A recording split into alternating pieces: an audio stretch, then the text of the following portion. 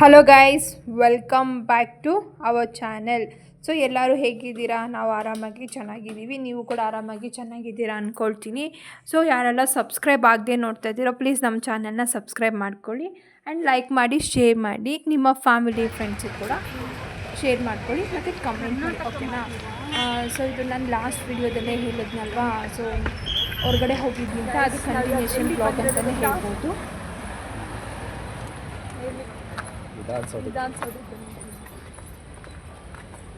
ಈಗ ನಡ್ಕೊಂಡು ಹೋಗ್ತಾ ಇದ್ದೀವಿ ಈಚೆಗೆ. ಹೊರಗಡೆ ಹೋದ್ಮೇಲೆ ವಿಧಾನಸೌಧ ಎಲ್ಲ ಫುಲ್ ತಿರುಗಾಕೊಂಡು ಫೀಲ್ ಮಾಡಬೇಕು ಏನಿದೆ ಅಂತೆಲ್ಲ. ಎಕ್ಸೈಟ್ ಆಗಿದ್ದೀನಿ ನಾನಂತೂ. ನಮ್ಮ ಗೌರ್ಮೆಂಟ್ ಒಂದು ಅವಕಾಶ ಮಾಡಿಕೊಟ್ಟವ್ರೆ ವಿಧಾನಸೌಧ ನೋಡಲಿಕ್ಕೆ ಒಳಗಡೆ. ಅದರಲ್ಲೂ ಹೀಗೆ ಇಂಡಿಪೆಂಡೆನ್ಸ್ ಡೇ ನನ್ನ ಮಗನ ಹೇಳಿ ಅದನ್ನ ಹೇಳಬೇಕು ಅಂದರೆ ನನ್ನ ಮಗನ ನಿಜವಾಗೂ ರಜಾ ಹಾಕಿ ನಾನು ಕರ್ಕೊಂಬಂದಿದ್ದೆ. ಯಾಕೆಂದರೆ ಈ ಅವಕಾಶ ಮತ್ತೆ ನಮಗೆ ಸಿಗುತ್ತಾ ಇಲ್ಲ ಗೊತ್ತಿಲ್ಲ. ಅದಕ್ಕೆ ಹಾಕ್ಸ್ಕೊಂಡು ಕರ್ಕೊಂಡು ಹೋಗಿದ್ದು ಪರವಾಗಿಲ್ಲ. ಒಂದು ಇಂಡಿಪೆಂಡೆನ್ಸ್ ಡೇ ಒಂದು ಸ್ಕೂಲಲ್ಲಿ ಸೆಲೆಬ್ರೇಟ್ ಮಾಡಿಲ್ಲ ಅಂದರೂ ಪರವಾಗಿಲ್ಲ, ವಿಧಾನಸೌಧ ಅಂತ ಹೇಳಿ ಕರ್ಕೊಂಡ್ಬಂದಿರೋದು. ಹೇಳೋಕ್ಕಾಗಲ್ಲ ನೆಕ್ಸ್ಟ್ ಫ್ಯೂಚರ್. ಹೌದು ಗೈಸ್, ಇದು ಏನು ಗೌರ್ಮೆಂಟ್ GBA ಕಡೆಯಿಂದ ಫ್ರೀಡಮ್ ಹಬ್ಬ ಅಂತ ಇದು ಮಾಡಿದ್ರಲ್ವ, ಸೊ ಅಲ್ಲಿಗೆ ವಿಸಿಟ್ ಮಾಡಿದ್ವಿ. ನಾನು ಆಗಲೇ ಹೇಳ್ದಂಗೆ ನನ್ನ ಮಗನಿಗೆ ಸ್ಕೂಲಿಗೆ ರಜಾ ಹಾಕ್ಸಿನೇ ಫಸ್ಟ್. ಅಂದರೆ ಇದು ನಮಗೆ ನಾವು ಬರಬೇಕು ಅಂತ ಅಂದ್ಕೊಂಡಿದ್ವಿ. ಅಂದರೆ ಆ ಕಡೆ ಓಡಾಡ್ತಾ ಇರ್ತೀವಿ ಬಸ್ಸಲ್ಲಿ. ನಾನು ಕಾಲೇಜಿಗೆ ಹೋಗಬೇಕಾದ್ರೆ ಅಥವಾ ಏನಾದರೂ ವರ್ಕ್ ಹೋಗ್ಬೇಕಾದ್ರೆ, ಇವಾಗ ಶಾಪಿಂಗ್ ಚಿಕ್ಕಪೇಟೆಗೆ ಶಾಪಿಂಗ್ ಹೋಗಬೇಕಾದ್ರೆ ಆ ರೋಡಲ್ಲೆಲ್ಲ ಓಡಾಡ್ತಿರ್ತೀವಿ, ಓಕೆನಾ? ಆವಾಗ ವಿಧಾನಸೌಧ ದೂರದಿಂದ ನೋಡಿಕೊಂಡು ಬಸ್ಸಲ್ಲಿ ಹೋಗ್ತಾ ಇದ್ದಿದ್ದು. ಅಲ್ಲೇ ಒಂದು ಜಸ್ಟ್ ಒಂದು ಅಲ್ಲೇ ಲಾಲ್ ಬಾಗ್ ಕಬ್ಬನ್ ಪಾರ್ಕ್ ಇದೆಯಲ್ಲ, ಅಲ್ಲೆಲ್ಲ ಬಾಲ್ ಭವನ್ ಏನಿದೆ ಅದೆಲ್ಲ ಕರ್ಕೊಂಡೋಗಿ ನನ್ನ ಮಗನಿಗೆ ಆಟ ಆಡಿಸ್ಕೊಂಡು, ಸೊ ಆ ಥರ ಎಲ್ಲ ಬಂದಿದ್ದೀವಿ. ಅದ್ರ ಮುಂದೆನೂ ಅಲ್ಲಿ ಮೆಟ್ರೋ ಸ್ಟೇಷನ್ ಇದೆಯಲ್ಲ, ಅದ್ರ ಮುಂದೆನೂ ಕೂಡ ಎಲ್ಲ ನಿಂತ್ಕೊಂಡಿದ್ದೀವಿ. ಯಾವತ್ತೂ ವಿಧಾನಸೌಧದ ಒಳಗಡೆ ಹೋಗಿರಲಿಲ್ಲ. ಅಂದರೆ ಅಲ್ಲಿ ಹೋಗಬೇಕು ಅಂದರೆ ಒಂದು ವರ್ಕ್ ಮಾಡಿರಬೇಕು, ಇಲ್ಲಾಂದರೆ MLA MP ಈ ಥರ ಆಗಿರಬೇಕು. ಸೊ ಹಂಗೆ ಮಾತ್ರ ನಾವು ಹೋಗೋಕ್ಕಾಗೋದು. ಅದರ್ವೈಸ್ ನಮ್ಗೆ ಅಲ್ಲಿ ಏನಾದರೂ ಒಂದು ಗೌರ್ಮೆಂಟ್ ಪರ್ಮನೆಂಟ್ ಜಾಬ್ ಅಂತ ಸಿಗಬೇಕು. ಸೊ ಅದು ಅಲ್ಲದೆ ಅಲ್ಲಿ ಅಸೆಂಬ್ಲಿ ಒಳಗಡೆ ಬಿಡ್ತೀನಿ ಎಂಟ್ರಿ ಇದೆ ಅಂತ ಹೇಳಿದ್ರಲ್ವ, ಸೊ ಹಾಗಾಗಿ ನೋಡ್ಕೊಂಡು ಬರೋಣ, ಚಾನ್ಸ್ ಮಿಸ್ ಮಾಡ್ಕೊಳ್ಳೋದು ಬೇಡ ಅಂತ ಹೇಳಿ ಹೋಗಿದ್ದು. ಅದ್ರ ಜೊತೆಗೆ ಇದು ಅಂದರೆ ನಮಗೆ 1 ವೀಕ್ ಬಿಫೋರೇ ಗೊತ್ತಾಯಿತು ಈ ಥರ ವಿಧಾನಸೌಧಕ್ಕೆ ಫ್ರೀಡಮ್ ಹಬ್ಬ ಇದೆ, ಪಬ್ಲಿಕ್ ಕೂಡ ಅಲೋ ಇದೆ ಅಂತ.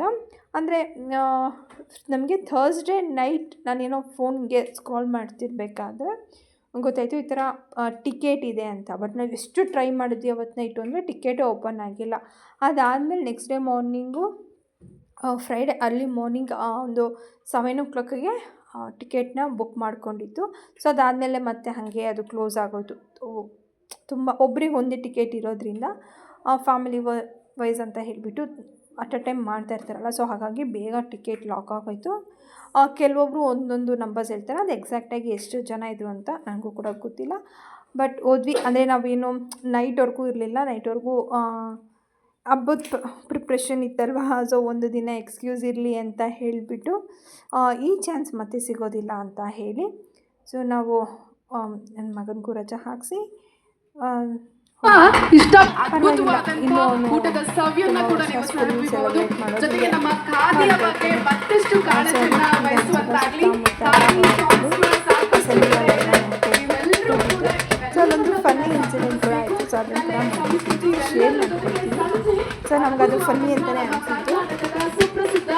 ಸೊ ನೋಡ್ಬೋದು ಇಲ್ಲಿ ಮುಂದೆಗಡೆ ಡೆಕೋರೇಷನ್ಸ್ ಎಲ್ಲ ತುಂಬ ಚೆನ್ನಾಗಿದೆ. ಪ್ರತಿಯೊಂದನ್ನು ಕೂಡ ವೆಲ್ ಆರ್ಗನೈಸ್ಡ್ ಆಗಿ ಇತ್ತು ಅಂತಲೇ ಹೇಳ್ಬೋದು. ಪ್ರತಿಯೊಂದು ನೀರಿನ ವ್ಯವಸ್ಥೆ ಆಗಿರ್ಬೋದು ಅಥವಾ ಊಟ ತಿಂಡಿಗೂ ಏನೂ ತೊಂದರೆ ಆಗಿಲ್ಲ. ಏಕೆಂದರೆ ಅಲ್ಲಲ್ಲೇ ಸ್ಟಾಲ್ಸ್ಗಳಿತ್ತು. ಸೊ ಹಾಗಾಗಿ ಇಲ್ಲಿ ಬಂದು ಸೈನಿಂಗ್ ಬೋರ್ಡ್ ಇತ್ತು. ಸೊ ಫಸ್ಟ್ ಟೈಮ್ ನಾನು ಈ ಥರ ಸೈನಿಂಗ್ ಬೋರ್ಡಲ್ಲಿ ಸೈನ್ ಮಾಡಿದ್ದು ಅಂತಲೇ ಹೇಳ್ಬೋದು. ಸೊ ಫಸ್ಟು ನಮ್ಮ ಮನೆಯವರು ಸೈನ್ ಮಾಡ್ಕೊಳ್ತಾರೆ. ಸೊ ಅದಾದಮೇಲೆ ನಾವು ಬೆಂಗಳೂರು ಅಂದರೆ ನಮಗೆ ಒಂದು ಸ್ವಲ್ಪ ಹೆಚ್ಚಾಗೇ ಇರುತ್ತೆ. ಸೊ ಅದ್ರ ಮೇಲೇ ಒಂದು ಥಾಟ್ ಬರೆದು ಸೈನ್ ಕೂಡ ಮಾಡಿದೆ. ಇವಾಗ ಕೈಯಲ್ಲಿ ನೋಡ್ಬೋದು ಭೀಮ್ ಅಮಾವಾಸ್ಯೆ ಗೊತ್ತಾ ಮಾಡಿದ್ನಲ್ಲ, ಅದು 3 days ತೆಗಿಬಾರ್ದು ಅಂತ ಇತ್ತಲ್ವ. ಸೊ ಅದನ್ನು ಹಾಗೆ ಕೈಯಲ್ಲೇ ಇಟ್ಕೊಂಡಿದ್ದೆ. ಒಂದೊಂದು ಸಂಡೇ ತೆಗಿಯೋಣ ಅಂತ ಹೇಳಿ ಒಂಥರ ಕೈ ಚೆಂದ ಕಾಣಿಸ್ತಿತ್ತು. ಸೊ ಅದು ನೆಕ್ಸ್ಟ್ ಮಾತಾಡೋಣ. ಸೊ ಅದಾದಮೇಲೆ ಒಳಗಡೆ ಎಂಟ್ರಿ ಆಗ್ತಿದ್ದಂಗೆ ಫಸ್ಟು ಮತ್ತು ಹುಡುಗರಿಗೆ ಗೇಮ್ಸ್ಗಳಿತ್ತು. ಸೊ ನಾನು ಇಮ್ಯಾಜಿನೇಷನ್ ಮಾಡ್ಕೊಂಡಿದ್ದೆ ಹುಡುಗರಿಗೆ ಗೇಮ್ಸ್ ಇದೆ ಅಂತಂದರೆ, ಈಗ ಎಲ್ಲಾದರೂ ಎಕ್ಸಿಬಿಷನ್ಗಳು ಈ ರಾಟೆ ಜೋಕಲ್ ಆ ಥರ ಗೇಮ್ಸ್ ನಾನು ಯಾಕೆ ಈ ಥರ ಅಂದ್ಕೊಂಡೆ. ಬಟ್ ಆಮೇಲೆ ಅಲ್ಲಿ ಹೋದ್ಮೇಲೆ ಗೊತ್ತಾಗಿದ್ದು ಮಕ್ಕಳಿಗೆ ಗೇಮ್ಸ್ ಇದೆ ಅಂತಂದರೆ ಒಂದು ಮೆಂಟಲಿ ಅಥವಾ ಮೆಂಟಲಿ ಮೇನಾಗಿ ಮೆಂಟಲ್ಗೆ ಓದ್ಕೊಳ್ಳೋಂಥ ಗೇಮ್ಸ್ಗಳೇ ಚೆನ್ನಾಗಿತ್ತು. ತುಂಬ ಚೆನ್ನಾಗಿತ್ತಲ್ವ. ಅಷ್ಟು ಅಸೆಂಬ್ಲಿ ಅಲ್ಲಿ ಯಾರೋ ಹೇಳ್ತಿದ್ರು ಅಸೆಂಬ್ಲಿ ಹಾಲಲ್ಲೂ ತುಂಬ ಜನ ಇದ್ದಾರೆ ಅಂದ್ಬಿಟ್ಟು ಫೋನಲ್ಲಿ ಮಾತಾಡ್ಕೊಳ್ತಾಯಿದ್ರು. ಸೊ ಹಾಗಾಗಿ ಫಸ್ಟು ಅಲ್ಲಿಗೆ ಹೋಗಿ ಬರೋಣ, ಅದಾದಮೇಲೆ ಇದನ್ನು ನೋಡೋಣ ಅಂತ ಹೇಳಿಬಿಟ್ಟು ಹೋಗಿದ್ದು. ಅಲ್ಲಿ ಒಂದು ಮ್ಯಾಪ್ ಕೂಡ ಕೊಟ್ಟಿದ್ದರು, ಯಾವ ಕಡೆಯಿಂದ ಹೋಗಬೇಕು ಯಾವ ಕಡೆಯಿಂದ ಬರಬೇಕು, ಮತ್ತು ಅಸೆಂಬ್ಲಿ ಹಾಲ್ಗೂ ಕೂಡ ಹೆಂಗೆ ಎಂಟ್ರಿ ಕೊಟ್ಟಿದ್ರು. ಬಟ್ ಅದನ್ನೆಲ್ಲ ನೋಡಿಕೊಂಡು ಇಲ್ಲಿ ಗೇಮ್ಸ್ ಇದೆಯಲ್ಲ ಅಲ್ಲಿ ಹೋಗಿಲ್ಲ, ಫಸ್ಟ್ ಒಳಗಡೆ ಹೋಗ್ಬಿಡೋಣ ಅಂತ ಹೋಗಿದ್ದು. ಅದಾದಮೇಲೆ ಕೆಲವೊಂದು ಫೋಟೋಸ್ನೆಲ್ಲ ಕ್ಲಿಕ್ ಮಾಡಿ ಹೋಗಿದ್ದು. ಇಲ್ಲಿ ಗಾಂಧೀಜಿಯವರು, ಅಂಬೇಡ್ಕರ್ ಅವರು ಇವ್ರ ಥರ ವೇಷ ಧರಿಸ್ಕೊಂಡು ಎಲ್ಲರೂ ಇದ್ದರು. ಸೊ ಅವ್ರ ಜೊತೆ ಒಂದೆಲ್ಲ ಕ್ಲಿಪ್ಸ್ಗಳು ತೆಕ್ಕೊಂಡು ಮುಂದಕ್ಕೆ ಹೋದ್ವಿ. ಬಟ್ ಅಲ್ಲಿ ಅದಾದಮೇಲೆ ಹೋಗ್ತಾ ಮುಂದಕ್ಕೆ ಆಯಾ ಜಿಲ್ಲೆ ಏನು ರೆಪ್ರೆಸೆಂಟ್ ಮಾಡ್ತಾರಲ್ವ, ಸೊ ಅಲ್ಲಿನ ಒಂದು ಫ್ರೀಡಮ್ ಫೈಟರ್ದಾಗಿರ್ಬೋದು, ಅಲ್ಲಿನೇನು ವಿಶೇಷತೆ ಅದರದ್ದೆಲ್ಲ ಒಂದು ಪಾಂಪ್ಲೆಟ್ ಇಟ್ಟು, ಆಮೇಲೆ ಅಲ್ಲಿನೇನು ತಿಂಡಿ ಇತ್ತು ಅದನ್ನೆಲ್ಲ ಫ್ರೀಯಾಗಿ ಕೊಡ್ತಿದ್ರು. ಬಟ್ ನಾನು ಅಂದ್ಕೊಂಡೆ ಅದು ಕಾಸು ಕೊಟ್ಟು ತೊಗೊಳ್ಳೋದೇನೋ ಇತ್ತು ಅಂತ, ಬಟ್ ಇರಲಿಲ್ಲ, ಫ್ರೀಯಾಗೇ ಕೊಡ್ತಾಯಿದ್ರು. ಎಲ್ಲೂ ಅಷ್ಟೇ ಕಸ ಆ ಥರ ಏನೂ ಹಾಕಿರಲಿಲ್ಲ, ಕ್ಲೀನಾಗಿ ಆವಾಗೆ ಎಲ್ಲ ಕ್ಲೀನ್ ಮಾಡ್ತಾಯಿದ್ರು. ಚೆನ್ನಾಗಿ ಆರ್ಗನೈಸ್ ಮಾಡಿದರು, ಪ್ರತಿಯೊಂದು ವ್ಯವಸ್ಥೆನೂ ಚೆನ್ನಾಗಿತ್ತು. ಮತ್ತು ಇನ್ನೊಂದು ಇನ್ಸಿಡೆಂಟ್ ಆಮೇಲೆ ಹೇಳ್ಕೊಡ್ತೀನಿ. ಇದು ನೋಡಿ ಬಂದು ಕೆಂಗಲ್ ಹನುಮಂತರಾಯ ಅವ್ರದ್ದು ಸ್ಟ್ಯಾಚ್ಯೂ ಇದೆ. ಸೊ ನಾವು ಬೆಂಗಳೂರಲ್ಲಿ ಹುಟ್ಟಿ ವಿಧಾನಸೌಧ ನೋಡಿಲ್ಲ ಅಂದರೆ ಹೆಂಗೆ ಅಲ್ವಾ. ಸೊ ನಾವು ಬೆಂಗಳೂರಲ್ಲಿ ಇದ್ದೀವಿ, ವಿಧಾನಸೌಧ ಅಥವಾ ಲಾಲ್ಬಾಗ್, ಕಬ್ಬನ್ ಪಾರ್ಕ್ ಇದೆಲ್ಲ ಅನ್ನೋದೇ ಆ ಫೀಲಿಂಗ್ ಹೇಳೋಕ್ಕಾಗಲ್ಲ. ಸೊ ಅದಾದಮೇಲೆ ಅವ್ರದ್ದು ಫ್ಲವರ್ ಶೋನು ಇತ್ತು. ಯಾರು ಇಲ್ಲಿಗೆಲ್ಲ ಟಿಕೆಟ್ ಸಿಕ್ಕಿಲ್ಲ ಅಲ್ಲಿ ಫ್ಲವರ್ ಶೋಗೆ ಹೋಗಿದ್ದಾರೆ, ಅದು ಫುಲ್ಲು ರಶ್ಶಾಗಿ ಹೋಗಿದ್ದೀವಿ. ಸೊ ಹೀಗೆ ಅಲ್ಲಿಂದ ಏನೇನು ಇಂಪಾರ್ಟೆಂಟ್ ಇದೆಯೋ ಅದನ್ನೆಲ್ಲ ಇದು ಕಾಂಪಿಟೇಷನ್ ಸೊ ಅದನ್ನೆಲ್ಲ ಕಲೆಕ್ಟ್ ಮಾಡಿಕೊಂಡು ಬಂದಿದ್ದು. ಮತ್ತು ನನಗೆ ಸ್ಕೂಲಲ್ಲಿ ಹಿಸ್ಟ್ರಿ ಓದಿದ್ದು ಅಥವಾ ಪೊಲಿಟಿಕಲ್ ಸೈನ್ಸ್ ಓದಿದ್ದು ರಿಪೀಟ್ ಆದಂಗೆ ಆಯಿತು. ಸೊ ಅದಾದಮೇಲೆ ಅಲ್ಲಿ ಒಂದು ಸೆಕೆಂಡ್ ಕಾನ್ಸ್ಟಿಟ್ಯೂಷನ್ಸ್ ಇದೆಯಲ್ವಾ, ಫ್ರೀಡಮ್ ಹಾಲು, ಸೊ ಅದನ್ನು ಮಾಡಿದರು. ಅದ್ರ ಒಳಗಡೆ ಹೋಗ್ಬಿಟ್ಟು ಈ ಕಡೆಯಿಂದ ಹೋಗಿ ಆ ಕಡೆಯಿಂದ ಬರೋದು. ಅಲ್ಲಿ ಅಂದರೆ ಫ್ರೀಡಮ್ ಫೈಟ್ ಎಲ್ಲಿಂದ ಶುರುವಾಯಿತು, ಎಲ್ಲಿಂದ ಎಂಡ್ ಬಂತು, ಕಾನ್ಸ್ಟಿಟ್ಯೂಷನ್ ಹೆಂಗೆ ಬಂತು, ಸೊ ಅದನ್ನೆಲ್ಲ ಪ್ರತಿಯೊಂದನ್ನು ಡೀಟೇಲ್ಡಾಗಿ ಕೊಟ್ಟಿದ್ದಾರೆ. ಸೊ ನನಗೆ ಇದನ್ನೆಲ್ಲ ನೋಡ್ತಿರ್ಬೇಕಾದ್ರೆ ಸೇಮ್ ನಾನು ಸ್ಕೂಲಲ್ಲಿ ಕೂತ್ಕೊಂಡು ನನಗೆ ಹಿಸ್ಟ್ರಿ ಟೀಚ್ ಮಾಡ್ತಿದ್ದಾರೆ ಅಥವಾ ಪೊಲಿಟಿಕಲ್ ಸೈನ್ಸ್ ಟೀಚ್ ಮಾಡ್ತಿದ್ದಾರೆ ಅನ್ನೋ ಥರನೇ ಫೀಲ್ ಬಂದಿತ್ತು. ಅದ್ರ ಜೊತೆಗೆ ಅವರು ನಮಗೆ ಗ್ರೀಟಿಂಗ್ ಕೊಟ್ಟಿರೋ ಥರ ಅಲ್ಲಿ ಕಾನ್ಸೆಪ್ಟ್ ಮಾಡಿ ಇಟ್ಟಿದ್ರು. ಸೊ ಎಲ್ಲ ಕಡೆಯೂ ಒಂದೊಂದು ಗ್ರೀಟಿಂಗ್ಸ್ನ ತೆಕ್ಕೊಂಡು ಬಂದಿದ್ದು. ಒಬ್ಬೊಬ್ಬ ಫ್ರೀಡಮ್ ಫೈಟರ್ಸು ಫ್ರೀಡಮ್ಗೋಸ್ಕರ ಎಷ್ಟು ಸ್ಟ್ರಗಲ್ ಮಾಡಿದ್ದಾರೆ,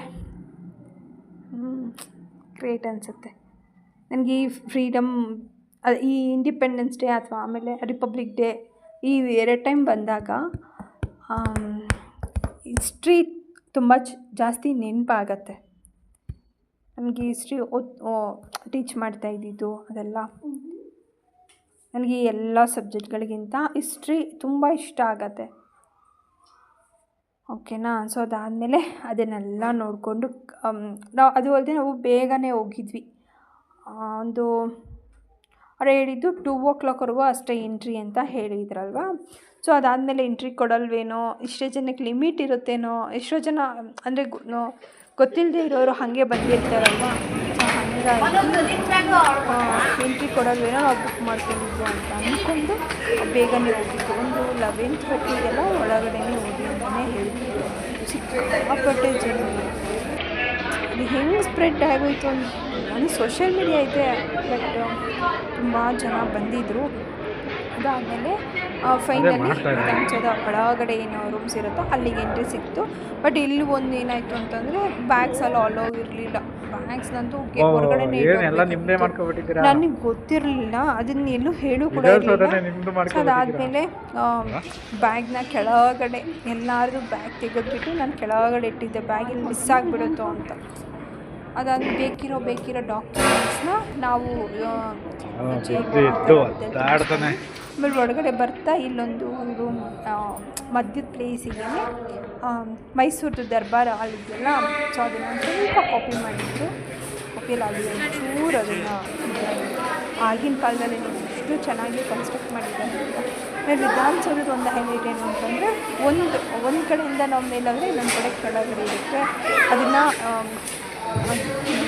ಇಮ್ಯಾಜಿನ್ ಫೋಟೋ ಇರುತ್ತೆ, ಅದನ್ನ ತೋರಿಸಿ ಎಕ್ಸ್ಪ್ಲೇನ್ ಮಾಡಿದರೆ ನಮಗೆ ಅರ್ಥ ಆಗೋದು.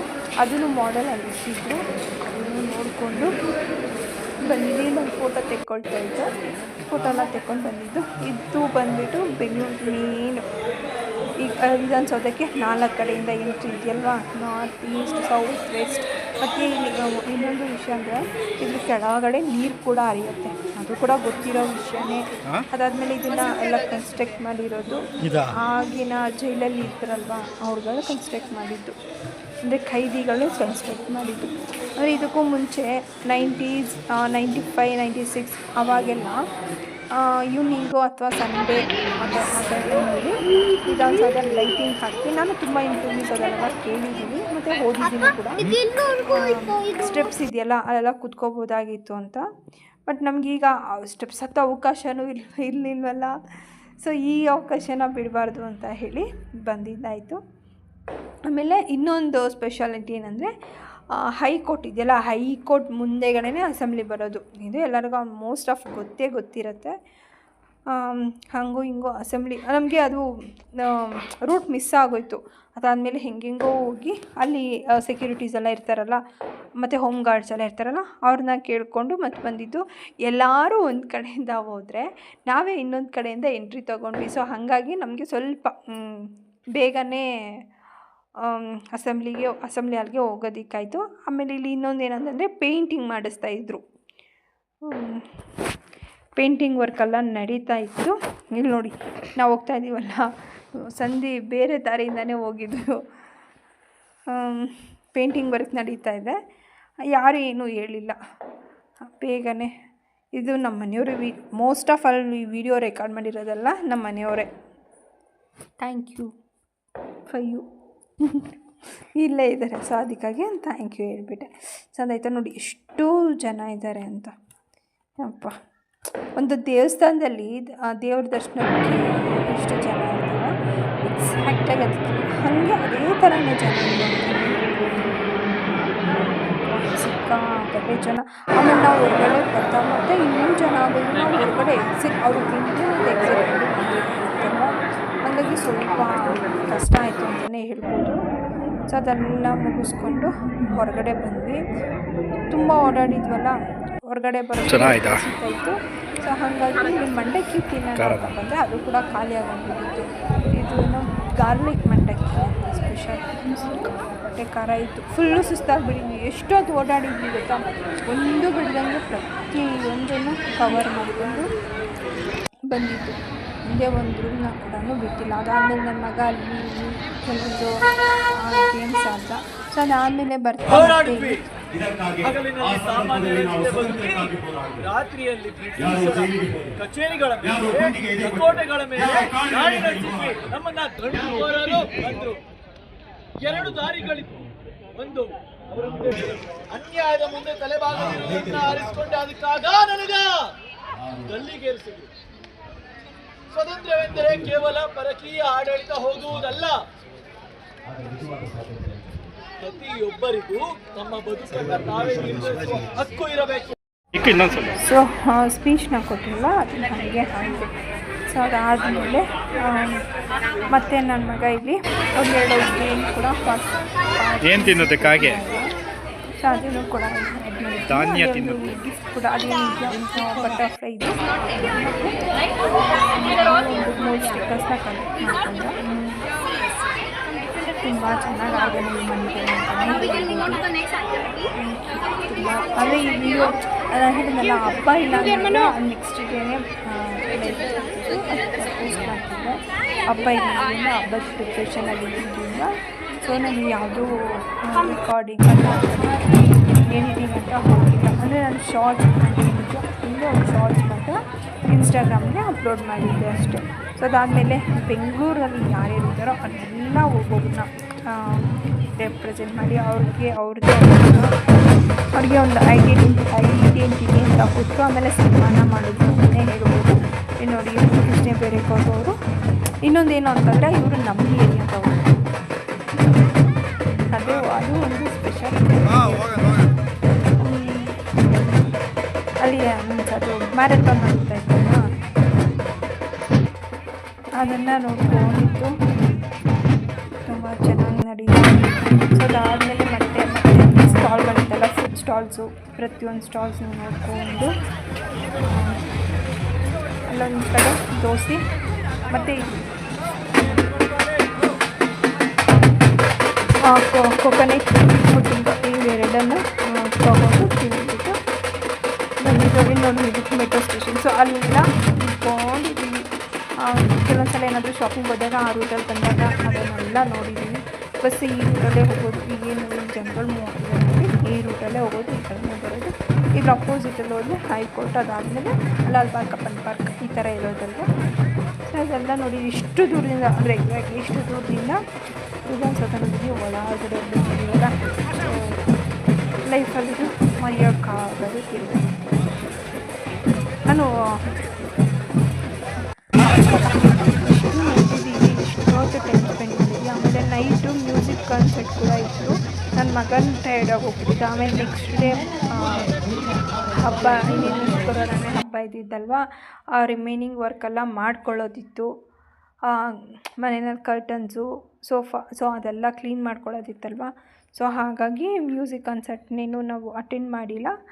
ಮತ್ತು ಓಲಾನೇ ಹೋಗಬೇಕಾದ್ರೂ ಓಲಾ ಬುಕ್ ಮಾಡ್ಕೊಂಡು ಹೋಗಿದ್ದು, ಬರಬೇಕಾದ್ರೂ ಓಲಾ ಬುಕ್ ಮಾಡ್ಕೊಂಡು ಬಂದಿದ್ದು. ಸೊ ಈ ವಿಡಿಯೋ ಇಷ್ಟೇ ಗೈಸ್. Yes guys, ಇಷ್ಟಾಗಿತ್ತು. ನಾವು ವಿಧಾನಸೌಧಕ್ಕೆ ಹೋಗಿದ್ದ ದಿನ ಈ ರೀತಿ ಇತ್ತು. ಸೊ ಈ ವಿಡಿಯೋನ ಪೂರ್ತಿಯಾಗಿ ನೋಡಿದ್ದಕ್ಕೆ ಥ್ಯಾಂಕ್ ಯು. ಆ್ಯಂಡ್ ಇನ್ನೊಂದು ಸಲ ಹೇಳ್ತಾ ಇದ್ದೀನಿ, ನನ್ನ ಪೇಜ್ನ ಯಾರೆಲ್ಲ ಫಾಲೋ ಮಾಡ್ಕೊಳ್ದೆ ನೋಡ್ತಾ ಇದ್ದೀರೋ ಅವ್ರನ್ನೆಲ್ಲ ಫಾಲೋ ಮಾಡ್ಕೊಳ್ಳಿ, ಲೈಕ್ ಮಾಡಿ, ಶೇರ್ ಮಾಡಿ ಆ್ಯಂಡ್ ಸಬ್ಸ್ಕ್ರೈಬ್ ಮಾಡ್ಕೊಳ್ಳಿ. ನಿಮ್ಮ ಫ್ಯಾಮಿಲಿ ಫ್ರೆಂಡ್ಸ್ ಕೂಡ ಶೇರ್ ಮಾಡಿ, ಓಕೆನಾ? So yes guys, thank you ಇಲ್ಲಿವರೆಗೂ ನೋಡಿದ್ದಕ್ಕೂ.